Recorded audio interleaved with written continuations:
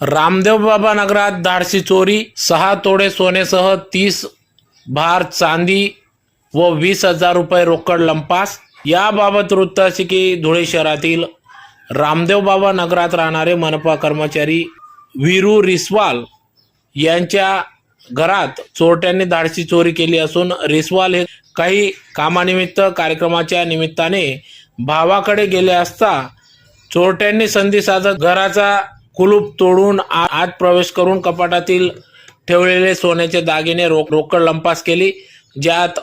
या चोरीत 2 तोळ्याचे सोन्याचे नेकलेस, 2 तोळ्याची माळ, 2 तोळ्याचे 4 अंगठ्या तसेच 30 बार चांदीसह 20,000 रुपयाची रोकड चोरट्यांनी लंपास केली असून वीरू रिसवाल यांचे 6 ते 7 लाखांचा ऐवज चोरट्यांनी चोरी केला असून सदर घटनेची माहिती मिळताच